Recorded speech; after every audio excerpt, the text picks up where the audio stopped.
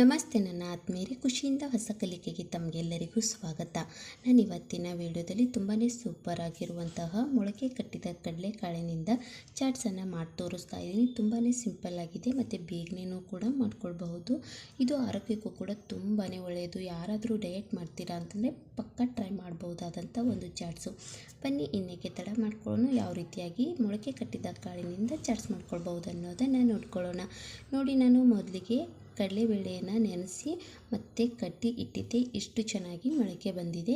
ನಾನು 2 ದಿನ ಕಟ್ಟಿದ್ದೆ, ಅದಕ್ಕಾಗಿ ಇಷ್ಟು ಚೆನ್ನಾಗಿ ಮೊಳಕೆ ಬಂದಿದೆ. ಈ ರೀತಿಯಾಗಿ ಮೊಳಕೆ ಬಂದಿರುವಂಥ ಕಾಳಿನಿಂದ ಚಾಟ್ಸ್ ಮಾಡ್ಕೊಂಡ್ರಿ ಅಂತಂದರೆ ಆರೋಗ್ಯಕ್ಕೂ ಕೂಡ ತುಂಬಾ ಒಳ್ಳೆಯದು ಮತ್ತು ಟೇಸ್ಟು ಕೂಡ ತುಂಬ ಸೂಪರಾಗಿರುತ್ತೆ. ಈಗ ಮೊಳಕೆ ಕಟ್ಟಿದ ಕಡಲೆಬೇಳೆಗೆ ನಾನು ನೀರು ಹಾಕ್ಕೊಂಡು ಒಂದು ಸ್ವಲ್ಪದಷ್ಟು ಉಪ್ಪು ಹಾಕ್ಕೊಂಡು ಕುದಿಸ್ಕೊಳ್ಳೋಕ್ಕೆ ಇಟ್ಕೊಳ್ತಾ ಇದ್ದೀನಿ. ಉಪ್ಪು ಹಾಕ್ಕೊಂಡು ಕುದಿಸ್ಕೊಳ್ಳೋದ್ರಿಂದ ಟೇಸ್ಟು ತುಂಬ ಚೆನ್ನಾಗಿ ಬರುತ್ತೆ ಕಡಲೆಕಾಳಿಂದು. ಈ ಕಡಲೆಕಾಳನ್ನು ನಾನು ಮೊದಲಿಗೆ ಅಂದರೆ ಬೆಳಿಗ್ಗೆ ಹೊತ್ತಿನಲ್ಲಿ ನೀರಿನಲ್ಲಿ ನೆನೆಸ್ಕೊಳ್ಳೋಕ್ಕೆ ಇಟ್ಕೊಂಡಿದ್ದೆ. ಆನಂತರ ಸಂಜೆ ಆದ ನಂತರ ನೀರನ್ನು ಸಪ್ರೇಟ್ ಮಾಡಿಕೊಂಡು ಒಂದು ಬಟ್ಟೆಯಲ್ಲಿ ಕಟ್ಟಿಟ್ಟಿದ್ದೆ. ಅದನ್ನು 2 ದಿನಗಳವರೆಗೆ ನಾನು ಕಟ್ಟಿಟ್ಕೊಂಡಿದ್ದೆ. ಅದಕ್ಕೆ ಎಷ್ಟು ಚೆನ್ನಾಗಿ ಮೊಳಕೆ ಬಂದಿದೆ. ಇವಾಗ ಕುದಿಸ್ಕೊಂಡಿದ್ದು ಆಯಿತು. ನೋಡಿ, ನಿಮಗೆ ಕಾಣಿಸ್ತಾ ಇರ್ಬೋದು. ನೀರನ್ನು ಸಪ್ರೇಟ್ ಮಾಡಿಕೊಂಡು ಇಟ್ಕೊಳ್ಬೇಕಾಗುತ್ತೆ. ಹಾಗೆ ಈ ಕಡೆ ಒಂದು ಬೌಲನ್ನು ಇಟ್ಕೊಂಡಿದ್ದೆ. ಬೌಲ್ಗೆ 1 ಸ್ಪೂನ್ ಆಗುವಷ್ಟು ಎಣ್ಣೆ, ಹಾಗೆ ಜೀರಿಗೆ ಮತ್ತು ಸಾಸಿವೆ, ಹಾಗೆ 1 ಮೆಣಸಿನ್ಕಾಯನ್ನು ಮಧ್ಯದಲ್ಲಿ ಕಟ್ ಮಾಡಿಕೊಂಡು ಹಾಕ್ಕೊಂಡಿದ್ದೀನಿ. ಆನಂತರ ಕರಿಬೇವನ್ನು ಕೂಡ ಹಾಕ್ಕೊಳ್ಳಿ. ನೋಡಿ, ಮೆಣಸಿನ್ಕಾಯಿ ನಿಮ್ಮ ಖಾರಕ್ಕೆ ಅನುಗುಣವಾಗಿ ನೀವು ಹಾಕ್ಕೊಳ್ಳಿ.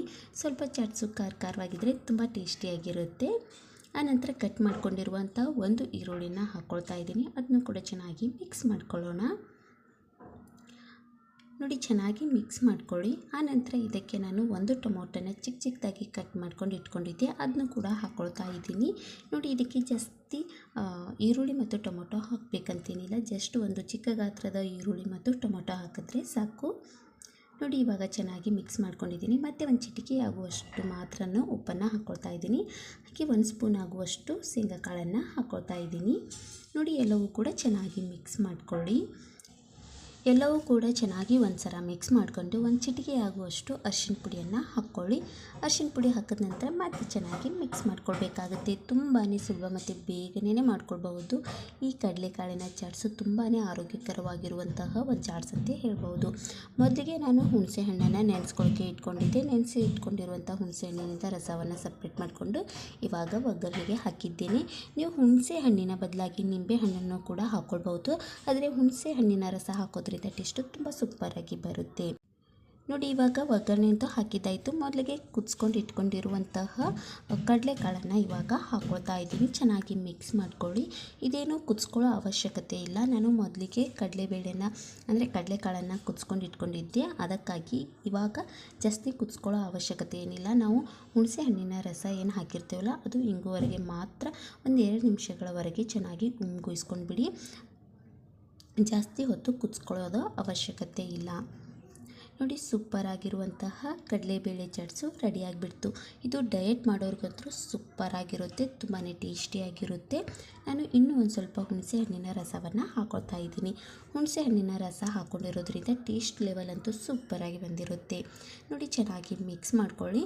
ಮೇಲ್ಗಡೆ ಒಂದು ಮುಚ್ಚಳವನ್ನು ಮುಚ್ಚಿ 1-2 ಸೆಕೆಂಡ್ವರೆಗೆ ಹಾಕಿ ಬಿಟ್ಕೊಂಡು ಬಿಡೋಣ. ನೋಡಿ, ಈ ರೀತಿಯಾಗಿ ಮಾಡಿಕೊಂಡು ಮೇಲ್ಗಡೆ ಮುಚ್ಚಳವನ್ನು ಮುಚ್ಚಿ 1-2 ಸೆಕೆಂಡ್ವರೆಗೂ ಬಿಟ್ಕೊಂಡು ಆನಂತರ ನಾವು ಒಂದು ಸರ್ವಿಂಗ್ ಪ್ಲೇಟ್ಗೆ ಸರ್ವ್ ಮಾಡಿ ತುಂಬಾ ಸ್ವಾದಿಷ್ಟಕರವಾಗಿರುವಂತಹ ಮೊಳಕೆ ಕಟ್ಟಿದ ಕಡಲೆಬೇಳೆ ಚಾಟ್ಸು ತಿನ್ನಲು ರೆಡಿಯಾಗಿಬಿಡುತ್ತೆ. ನಾನಿವಾಗ ಒಂದು ಸರ್ವಿಂಗ್ ಪ್ಲೇಟನ್ನು ತೆಗೆದುಕೊಂಡಿದ್ದೀನಿ. ನಾನು ಮಾಡ್ಕೊಂಡಿರುವಂತಹ ಚಾಟ್ಸನ್ನು ಪ್ಲೇಟ್ ಮೇಲ್ಗಡೆ ಹಾಕ್ಕೊಂಡು ಅದರ ಮೇಲ್ಗಡೆ ಒಂದು ಸ್ವಲ್ಪದಷ್ಟು ನಿಮಗೆ ಯಾವ್ಯಾವ ತರಕಾರಿಗಳು ಇಷ್ಟ ಆಗುತ್ತೋ ಅದನ್ನು ಮೇಲ್ಗಡೆ ಹಾಕ್ಕೊಂಡು ತಿಂತಾ ಇರೋದಷ್ಟೇ. ನಾನಿವಾಗ ಈರುಳ್ಳಿನ ಚಿಕ್ಕದಾಗಿ ಕಟ್ ಮಾಡ್ಕೊಂಡಿದ್ದೀನಿ, ಅದನ್ನು ಹಾಕ್ಕೊಳ್ತಾ ಇದ್ದೀನಿ. ಹಾಗೆ ಚಿಕ್ಕದಾಗಿ ಕಟ್ ಮಾಡ್ಕೊಂಡಿರುವಂಥ ಕ್ಯಾಬೇಜ್ನೂ ಕೂಡ ಹಾಕ್ಕೊಳ್ತಾ ಇದ್ದೀನಿ. ನೀವು ತುರಿದಿಟ್ಕೊಂಡಿರುವಂಥ ಕ್ಯಾರೆಟ್ನೂ ಕೂಡ ಹಾಕ್ಕೊಳ್ಬೋದು.